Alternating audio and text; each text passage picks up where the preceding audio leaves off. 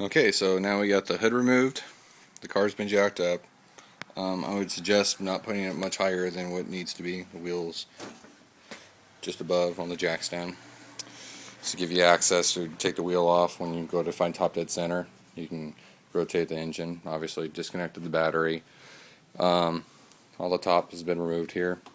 Let's see. Just want to make sure everything's out of the way. And I included in this part unhooking the harness from the alternator and the AC compressor below. And there's a camshaft sensor right there. Just go ahead and unplug them, get them out of the way, because I'm telling you, anything you can do as a preemptive to give you more room will help you immensely further on. Same thing here. You zip ties, tie this harness away. This one was going to be kind of hard. You have to kind of really pull it because there's a bolt down low, but who wants to take all that apart? You can just put a zip tie, pull it away, just clear it. So what you want to do is just have this whole area clear so that there's nothing that can really intrude there. It also includes wiping down any of these areas that have dust on them. That keeps it clean. Next part would be removing the valve cover. And that's pretty straightforward.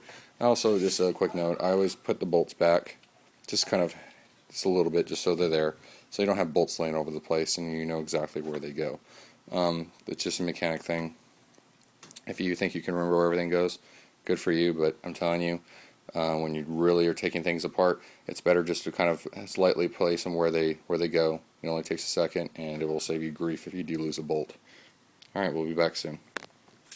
Okay, so now we're on to the next step. We have the valve cover off. As you can see, I don't know how great you can see, but it's not the cleanest. Our last 30,000 miles I've had the car, I've run cleaners and stuff through it, so it's actually considerably cleaner than it was. But this is just one of the upsetting parts of having someone who doesn't take care of a car. Although I did get the car at the right price, so I'm willing to take it with its faults. Anyways, yeah, so the cover's off. Keep your bolts in order. Keep the valve cover away. Take it to inside. Plastic wrap it. Make sure no dirt's getting inside of it. Next step is going to be to pull out the cam sprockets and support them so that they're not going to fall in any way. So that's going to be our next step. Then we can remove the camshafts, then remove the lifters, so on and so forth. Okay, so moving along here. Alright, so got at the top dead center, removed number 1 spark plug. This is what I'm going to do here to keep the chain from falling. I mean, that is really a caveat. There's a adjuster on that chain, and if it loses tension, it's going to back all the way in. Now, I know that you can go in and set it back, but I'd rather not have to do that, so let's just try to do what you can to mitigate that problem by leaving a zip tie on there. So anyways, loosen the first cam. Just verify your tie marks are where they're supposed to be, which you should be able to see here.